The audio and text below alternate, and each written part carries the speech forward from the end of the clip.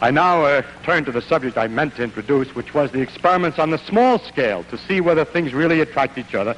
And I hope now that the next slide does indicate, this is the second try, Cavendish's experiment. The idea was to hang by a very, very fine quartz fiber a rod with two balls, and then put two large lead balls in the positions indicated here next to it on the side. Then, because of the attraction of the balls, there would be a slight twist of the fiber. It had to be done so delicately because the gravitational force between ordinary things is very, very tiny indeed. And there it was. And it was possible then to measure the force between these two balls. Cavendish called his experiment weighing the Earth.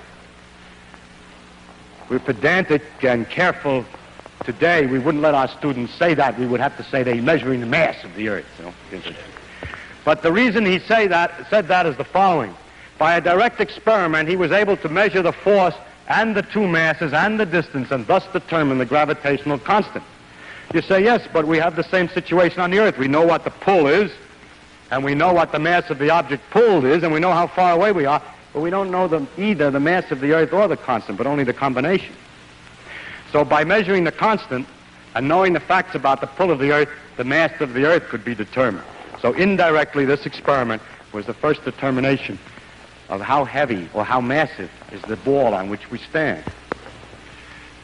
It's a kind of an amazing achievement to find that out, and I think that's why Cavendish named his experiment that way instead of determining the constant in the gravitational equation. Weighing the Earth.